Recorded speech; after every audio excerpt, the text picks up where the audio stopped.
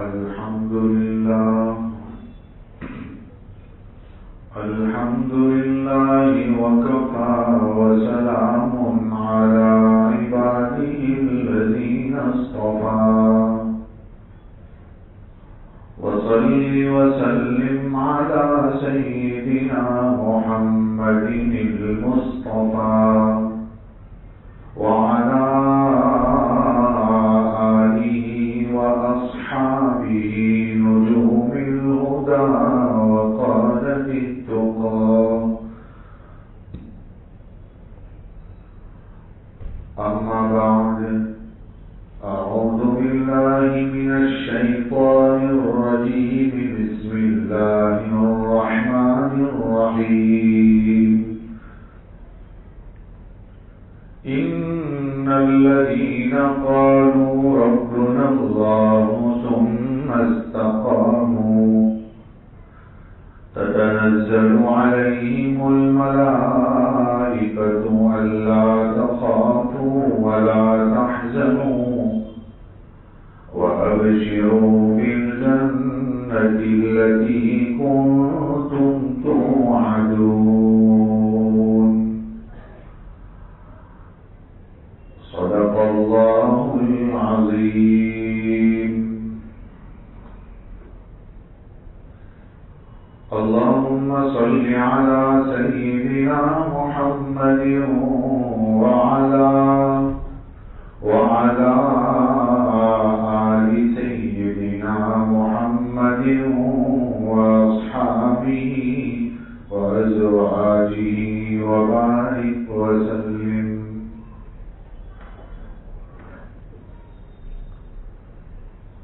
بزرگوں اور بھائیوں،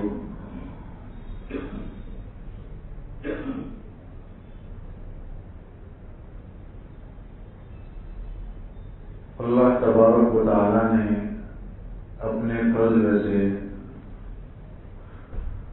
اپنے کرم سے رمضان المبارک کا مہینہ عطا فرمایا تھا.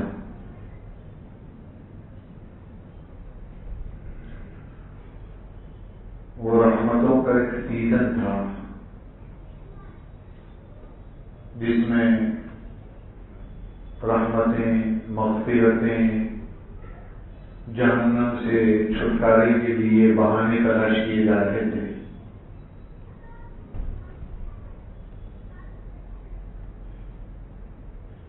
اور اس کے بعد پھر ایک لیلۃ الجائزہ آئی تھی جس کو انعام والی رات کہتے ہیں. وہ عید الفطر کی رات ہے. اور پھر اللہ تعالیٰ نے عید الفطر کا دن عطا فرمایا اور رمضان مکمل ہوا.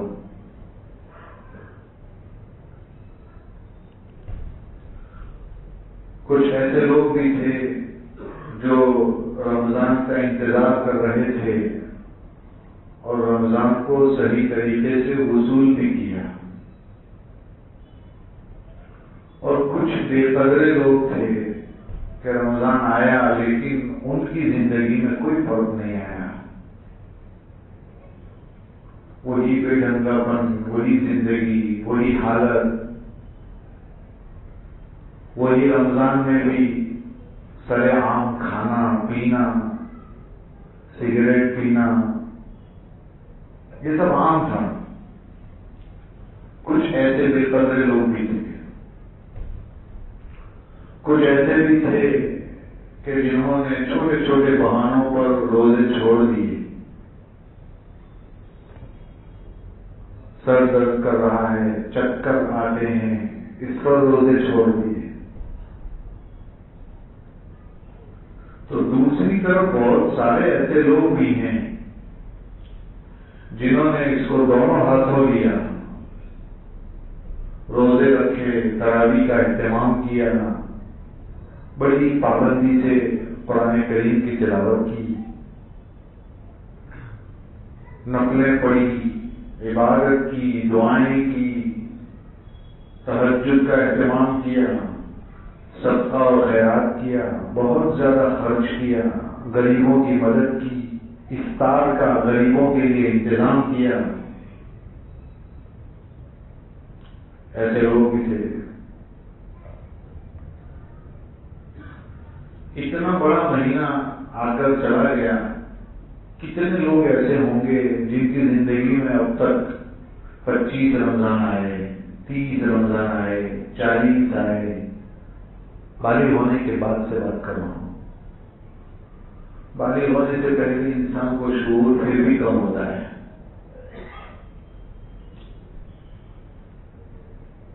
تو انسان کو محاسبہ کرنا چاہیے کہ رمضان مجھے کیا دے کر گیا. وہ تو آتا ہے، جب وہ آتا ہے تو اللہ تعالیٰ بڑا انتظام فرماتے ہیں اس کے لیے. ہمارے استاد محترم حضرت مولانا عبدالفقار صاحب نروری رحمۃ اللہ علیہ فرمایا کرتے تھے، گورنمنٹ آف اسکائی نے تو بڑے انتظام کیے ہیں. آسمانی گورنمنٹ یعنی اللہ تعالیٰ نے بڑے انتظامات کیے. 1 سال سے جنت کو دھوئی دی جا رہی تھی، جنت کو سجایا جا رہا تھا. یہ سب رمضان کے لیے.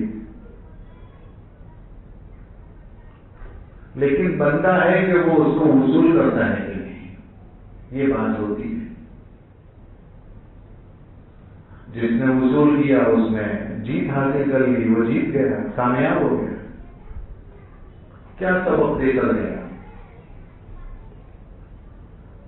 سب سے پہلا سبق تو ہمیں رمضان یہ دے کر گیا کہ اپنی زندگی میں تقویٰ پیدا کرنا چاہیے. تقویٰ نام ہے اللہ کے ڈر کا. تقویٰ نام ہے اپنے مزاج کو شریعت کے مزاج کے مطابق بنانے کا. تقویٰ نام ہے ہر جگہ اللہ کو موجود سمجھنے کا. جیسے کوئی انسان کسی کے سامنے اپنا سطر کھولنے سے ڈرتا ہے کیونکہ کوئی کھڑا ہے. اگر انسان یہ سوچ لے کہ ہر جگہ اللہ ہے تو گناہ سے بچ جائے گا.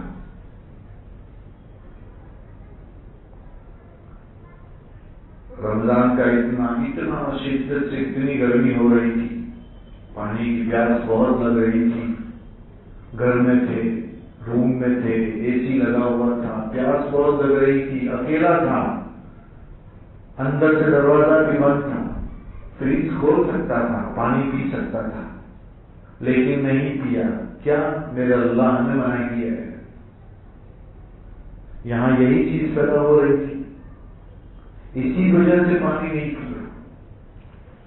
بس یہی سبق سکھایا جا رہا تھا کہ اگر انسان آج یہ سوچ رہا ہے تو اگر پوری زندگی سوچ رہے کہ مجھے اللہ دیکھ رہا ہے تو کبھی کچھ نہیں ہوگا انشاءاللہ. صرف یہ وقتی طور پر مشق کرانا نہیں ہے، ٹریننگ کروائی جا رہی ہے. صرف آپ کی بیٹری چارج کی جا رہی تھی، اب آپ نے بیٹری کیسے چارج کی ہے وہ دیکھا جا رہا ہے. اگر بیٹری زبردست آپ نے چارج کر رکھی ہے تو آنے والے رمضان تک چلے گی، اگلے رمضان تک. اور اگر بیٹری ڈاؤن ہے تو 1 مہینہ وہ جو ہے سوڑے کا جوش ہوتا ہے نا، وہ رہتا ہے کچھ وقت تک، اور پھر دھیرے دھیرے ٹائم فش. پھر فجر کی نماز ہے وہی بیچارے امام صاحب، مؤذن، 2-4 لوگ، اور کوئی نہیں ہوتا. تو پہلا سبق جو ہمیں سکھایا ہے وہ تقوی کا سکھایا. تو تقوی اللہ کے ڈر کا نام ہے. اور آپ سمجھ سکتے ہیں اللہ کا ڈر پیدا ہو گیا تو سب پیدا ہو گیا، سب آ گیا. کتنے ایسے تھے جو پورا رمضان تو غفلت میں گزار ہی دیا، پھر انعام والی رات آئی تو وہ بھی ایسے ہی گئی. کتنے ایسے ہوتے ہیں جو 27-28 رمضان تک برابر وقت گزارتے ہیں صحیح مسجد میں نماز تلاوت، لیکن جب 29ویں رات انعام والی رات آتی ہے تو وہ جب وقت آتا ہے تو بہت سارے لوگ شاپنگ میں چلے جاتے ہیں. خواتین جو ہے، عورتیں جو ہے، وہ چوڑیاں اور یہ اور وہ اسی میں اپنی رات گزارتی تھی. حالانکہ اس رات میں، انعام والی رات میں، پورے مہینے میں جتنے لوگوں کی مغفرت ہوئی وہ اس رات میں مغفرت ہونے والی ہے، لیکن انسان غفلت میں گزار دیتے ہیں.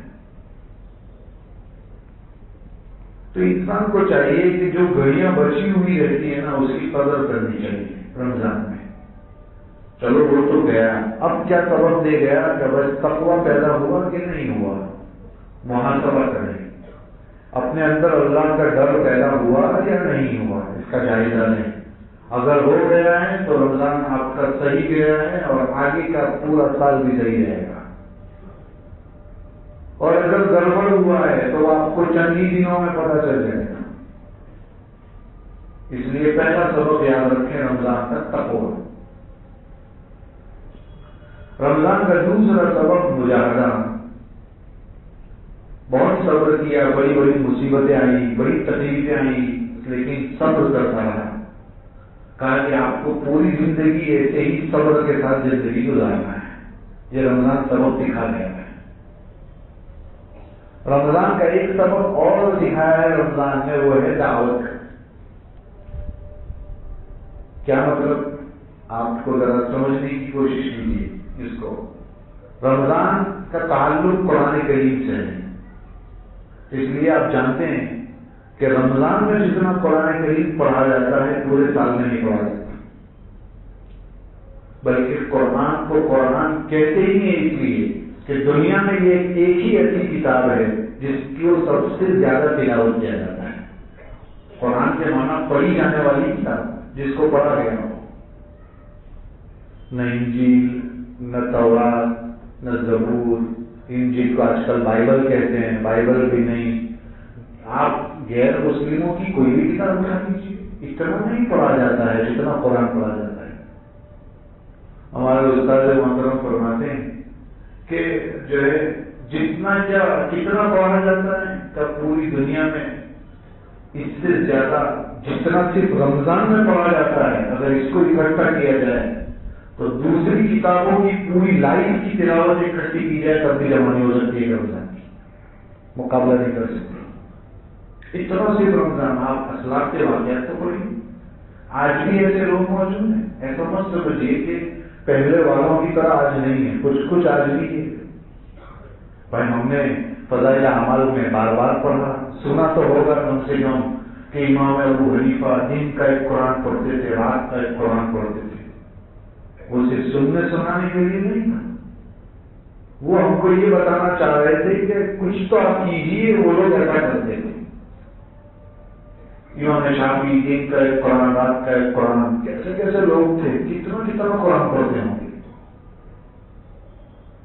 کیا اس زمانے میں کیا روز کا ایک قرآن پڑھنے والے نہیں؟ جی ہاں ہے، میں نے اپنی آنکھوں سے دیکھے، میں نے خود دیکھے۔ پچھلے رمضان، ابھی جو رمضان گیا ہے، ابھی گیا ہے رمضان، ایک شخص کو 20 سے روزے پوچھا گیا کہ بھائی کتنے قرآن پڑھے؟ تو الحمدللہ 19 ہو چکے ہیں کل، صرف رمضان ہی میں۔ معلوم ہوتا ہے آج بھی ایسے لوگ موجود ہیں جو قرآن کریم کی زبردست تلاوت کرتے ہیں، اور ہیں انہیں سے تو دنیا قائم ہے۔ ایسے لوگ ہیں تبھی تو سب ہے۔ ایسا کہتے ہیں نا کہ رات کو رونے والے دنیا میں ہے تو ہم لوگ بچے ہوئے ہیں۔ یہ جو گھڑی چلتی ہے نا تو وہ سامنے دکھتی ہے، چلتی ہے، پیچھے بیٹری ہوتی ہے، اس کو کوئی نہیں دیکھتا، اسی سے چلتی ہے وہ گھڑی۔ قبر کی جو گھڑی پیچھے کی بیٹری سے چلتی ہے، یہ دنیا اللہ والوں کی گڑگڑاہٹ سے چلتی ہے، ان کے رونے سے چلتی ہے۔ تو ایسے لوگ آج بھی ہیں میرے بھائیوں۔ تو قرآن کی تلاوت سے خاص تعلق ہے رمضان کا۔ جب خاص تعلق ہے، ہم نے بہت تلاوت کی، بہت کچھ کیا، ہمیں یہ سبق دے گیا کہ صرف رمضانی مسلمان نہیں بننا ہے، تلاوت پورے سال بنتی ہے۔ شیخ شریم کا نام آپ نے سنا ہوگا، ان کے بہت پرانے امام ہیں، شیخ سعود شریم۔ وہ ایک خطبے میں یہ کہہ رہے تھے، من کان یعبد رمضان فإنه قد مضى ومن كان يعبد الله فإنه حي لا يموت۔ جو رمضان کی پرستش کرتا تھا، پوجا کرتا تھا، عبادت کرتا تھا، تو رمضان تو گیا ہے، اور جو اللہ کی عبادت کرتا تھا وہ تو زندہ ہے اور ہمیشہ رہے گا۔ سبق کیا دیا؟ سبق یہ دیا کہ صرف رمضان کے لیے نہیں بلکہ ہمیشہ کے لیے۔ رمضان تو آپ کو صرف ٹرین کر رہا ہے، تیار کر رہا ہے، ایسا بننا ہے، بیٹری چارج کر رہا ہے۔ تو انسان کو چاہیے کہ جو قرآن سے مناسبت پیدا ہوئی وہ پورے سال باقی رکھے. ہم کہتے ہیں کچھ نہیں کر سکتے، ایک پارہ پڑھیے. ایک پارہ نہیں پڑھ سکتے، آدھا پڑھیے. آدھا بھی نہیں پڑھ سکتے، پاؤ پارہ پڑھیے. پاؤ پارہ بھی نہیں پڑھ سکتے، ایک رکوع پڑھیے. قرآن سے تعلق تو واقع رکھیے. ہم قرآن سے تعلق نہیں رکھتے. جو حالات ہیں نا یہ قرآن سے دوری کی وجہ سے، اور ہم لوگوں کے منہ پر شکوے کرتے رہتے ہیں کہ ہمارے ساتھ یہ ہوا، ہمارے ساتھ وہ ہوا، اور ہم اپنے دامن میں جھانک کر کبھی بھی نہیں دیکھتے کہ میں کہاں جا رہا ہوں. اس لیے ایک تو یہ کہ تلاوت کرنی ہے قرآن کے جو حقوق ہے، اس میں دوسرا حق ہے قرآن کو سمجھنا ہے.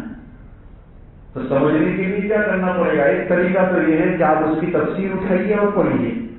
ہو سکتا ہے اس میں آپ کو سمجھ میں نہ آئے، تو آسان حل یہ ہے کہ علماء کی جہاں جہاں تفسیریں ہوتی ہے، قرآن کا درس ہوتا ہے، اس میں شریک ہو کر قرآن سمجھیے. یہ حق ہے قرآن کا. چونکہ کوئی محبوب جو ہوتا ہے، جس کو کوئی کسی سے پیار ہوتا ہے، وہ جب کوئی خط لکھتا ہے، اب تو خط کا زمانہ ختم ہو گیا. پہلے جو لوگ خط لکھا کرتے تھے گجراتی میں، ہندی میں، اردو میں، انگلش میں، جو ہے پوسٹ کارڈ آتا تھا، اور پوسٹ کارڈ ادھر سے ادھر بھیجا جاتا تھا. 5 دن کے بعد پہنچتا تھا. وہ جب کھا پی کے سو چکا ہوتا تھا، اس کو پتا بھی نہیں ہوتا تھا کہ کب پہنچے گا. لیکن پھر بھی وہ اچھا زمانہ تھا، بہت پیارا زمانہ تھا. اس میں تعلقات بہت اچھے رہتے تھے، محبتیں بہت رہتی تھی. ایک دوسرے سے ملتے تھے تو ایسا لگتا تھا جیسے کئی سالوں سے نہیں ملے.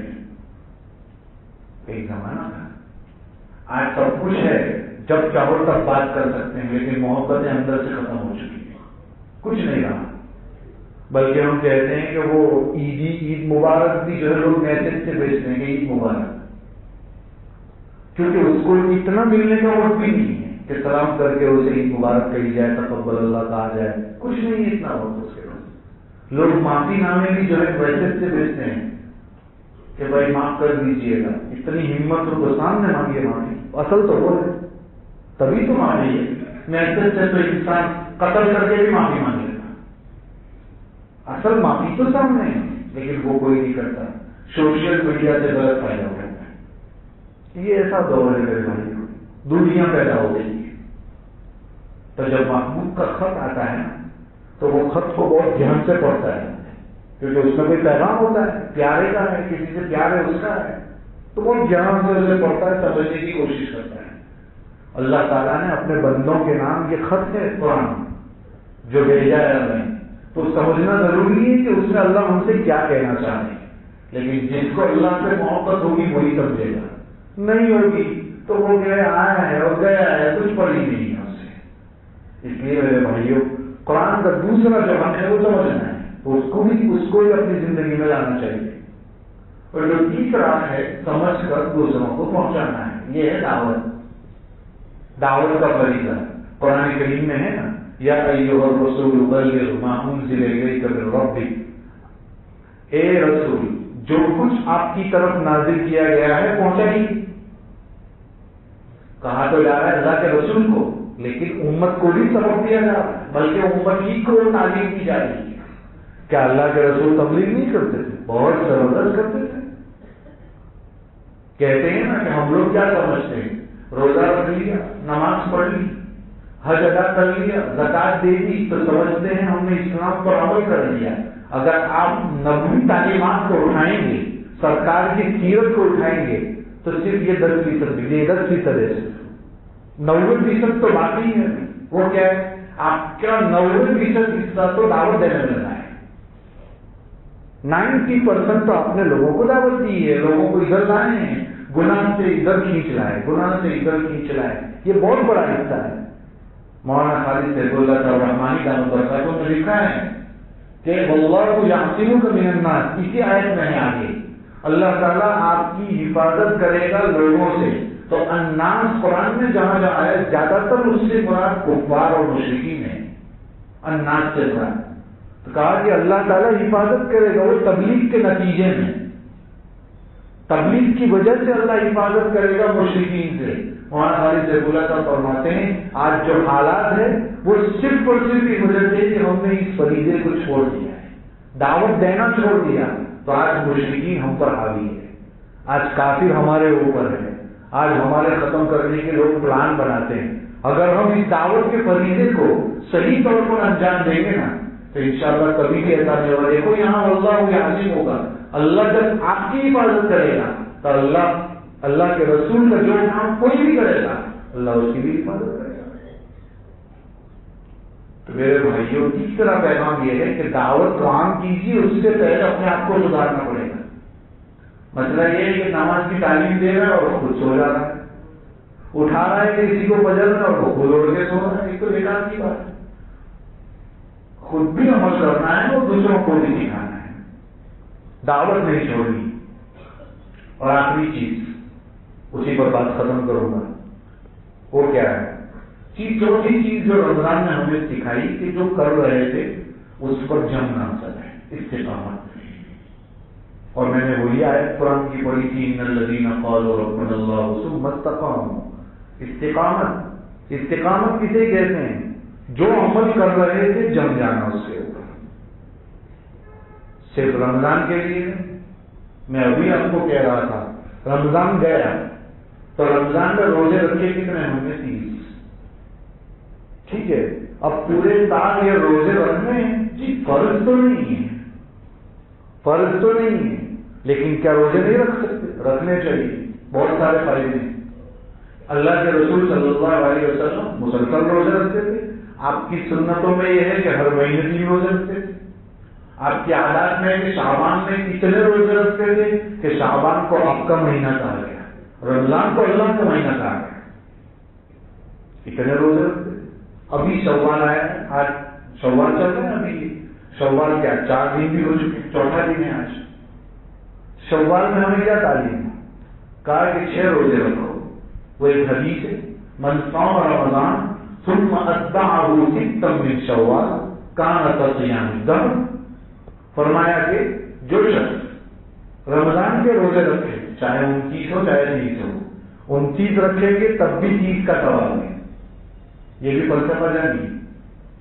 یہاں مسئلہ یہ ہے کہ 30واں روزہ لوگوں کو بوجھ معلوم ہوتا ہے، 29 کو ہی کہتے ہیں دیکھو نا چلو مزہ تو اچھا ہے، کل کا دن نہ ہوئے۔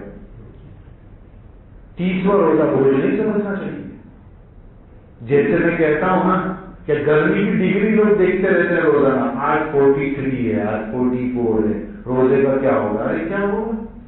جتنی تکلیف اٹھائیں گے اتنا ہی ثواب ملنے والا ہے۔ آپ کیوں سروے کر رہے ہیں یہاں کتنا ہے؟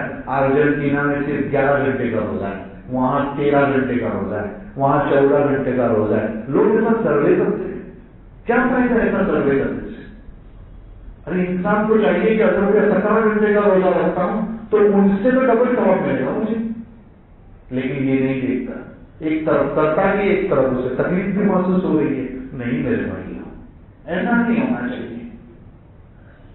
تو 29 رکھے تب بھی اللہ ثواب کتنا دیتے ہیں؟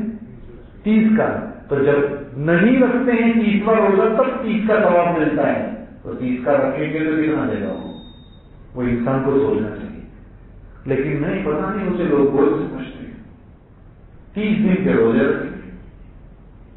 تو حدیث میں آتا ہے، قرآن میں ہے، من جاء بالحسنۃ فلہ عشر امثالها، ایک روزے پر 10 دن کے روزے رکھنے کا ثواب ہے۔ کتنا؟ ایک روزے پر 10 دن کا حساب تو آپ کا پکا ہی ہوگا، میں 100 ہوں گے زیادہ کرا تو 30 دن کے کتنے ہوں گے؟ 300 ہو جائیں گے کہ نہیں ہوں گے؟ 30 دن کے 300 روزے رکھنے کا ثواب ہوگا، 300 دن کے۔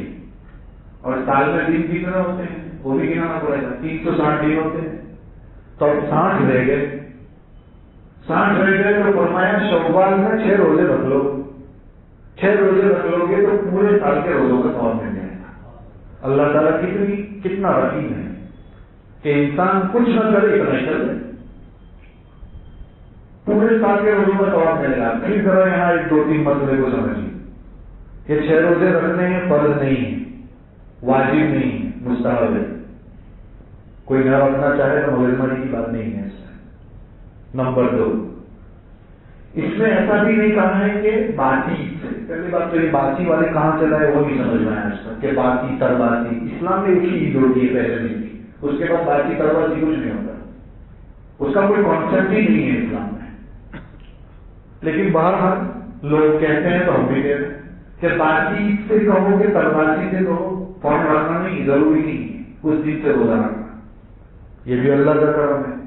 اگر وہ یوں کہتے کہ یہ 6 روزے رکھ کر پورے سال کا ثواب چاہیے اگر آپ کو تو وہ 6 روزے رکھنے کے لیے عید کے بعد دوسرے دن سے شروع کرو تو کہیں گے وہ سب گھر میں اتنا سب آیا ہے کھانے کا ہے تو کس کریں گے. یہ تو مشکل ہو جائے گا.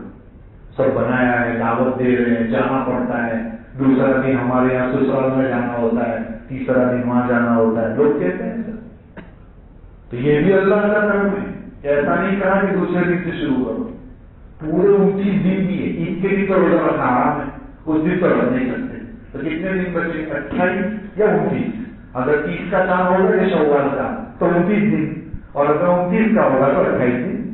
28 29 دن بھی ہے اس میں سے کوئی بھی 6 دن روزہ رکھنا ہے. کتنا آسان ہے. 6 دن روزہ رکھنا ہے. پھر اس میں بھی یاد رکھیے تکرار ضروری نہیں ہے. یہ ضروری نہیں ہے کہ مسلسل یعنی آپ نے اگر کل سے شروع کیا تو ایسا نہیں ہے کہ 6 دن تک رکھنا ہے. آپ نے کل رکھا پھر 2 دن آرام کر لیا کہیں کریں گے دعوت کھائیں گے پھر 2 دن کے بعد پھر 1 دن رکھ لیا. آپ 28 دن میں تقسیم کر کے بھی 6 دن میں رکھ سکتے. ذاتی مسئلہ ذاتی مشورہ اپنا خود کا اوپینین یہ ہے کہ انسان کو یہ کرنا چاہیے کہ 2-5 دن تو انسان کھانے پینے میں گزارتا ہے. اب اس کے بعد جب بھی پی رہا ہے تو روزہ رکھے. پھر جو آتا ہے پھر پی رہا ہے پھر جو آپ کو رکھے. ڈبل ٹریبل ثواب ملے گا اس کی. 3 کے دن روزہ رکھنا سنت ہے تو اس کا بھی ثواب اور شوال کے روزے کا بھی ثواب. پھر جمعرات کو رکھے گا اس کا بھی ثواب اس کا اور بیچ میں گیپ رہے گا تو اس کو کمزوری بھی نہیں لگے گی زیادہ محسوس بھی کچھ نہیں ہوگا. تو ایسے 3 ہفتے رکھ لے گا تو اس کے تو 6 روزے ہو جائیں گے. کتنا آسان. تو انسان کو چاہیے یہ 6 روزے رکھنے کی کوشش کریں. پھر آخری بات کہہ دوں کہ پھر یہ 6 روزے رکھنے کے بعد کوئی عید نہیں آتی. لوگ عید مناتے ہیں. یہ بھی ایک بہت بڑا مسئلہ ہے کہ شش عید ہے اور شیر خورما بنتا ہے اس کی. یہ بھی غلط ہے. اس کی کوئی تعلیم نہیں ہے شریعت میں. ہاں آپ شیر خورما روز بنائیں کتنا روزہ ہے آپ کو کبھی بھی کھائیں کبھی بھی پئیں کوئی مسئلہ نہیں ہے. لیکن اس کو ضروری سمجھنا کہ 6 روزے پورے ہو گئے چلو ایک اور عید مناتی عید تو ہو گئی بھائی. دوبارہ عید نہیں ہوتی. وہ جو کر رہے ہیں وہ اسلام کا کانسیپٹ نہیں ہے. اس کو ضروری بھی نہیں سمجھنا چاہیے اور انسان کو یہ دین کی فکر کرنی چاہیے. تو ایک تعلیم آپ سے یہی ہے کہ 6 روزے کی فکر کیجیے. اللہ تعالیٰ عمل کرنے کی توفیق عطا فرمائے. باقی یہ ہے کہ پورے مہینے کا ہم نے آپ کو بتا ہی دیا ہے کہ جو کچھ آپ نے کیا ہے اس کو اپنی زندگی میں لانا ہے. چاہے وہ تلاوت نمازوں کا اہتمام. اتنا بڑا مجمع اگر فجر میں آتا ہو جائے گا نا تو دنیا سے یہودی ختم ہو جائے گی. لیکن اتنا بڑا مجمع آتا نہیں ہے. بہت بڑا مسئلہ یہ ہے. ہمارے ایک دوست ہیں وہ فرماتے ہیں مولانا آپ کتنا بھی کہہ دو کوئی سدھرنے والا نہیں. میں نے کہا کیوں؟ کہا کہ آپ تو حضرت عیسیٰ علیہ السلام آئیں گے تبھی لوگ سدھریں گے ورنہ سدھرنے والے نہیں. جو بھی ہو لیکن ہمارا کام دعوت دینا ہے. شاید 2-5 کی زندگی چینج ہو گئی تو ہمارا تو بیڑا پار ہو جائے گا. اس لیے میرے بھائیوں 2-5 کیا تبھی لوگ ارادہ کر لیں کہ نماز سے انشاءاللہ نہیں چھوڑیں گے. جتنی رمضان میں بھی کر دی نہیں چھوڑیں گے. قرآن کی تلاوت روزانہ کریں گے. خرچ جو کرتے تھے وہ ہم کچھ نہ کچھ روزانہ کریں گے. اگر یہ پابندی سے کرتے رہیں گے تو انشاءاللہ اس سے بہت فائدہ ہوگا. اللہ تعالیٰ عمل کرنے کی توفیق عطا فرمائے. آمین. وآخر دعوانا الحمدللہ.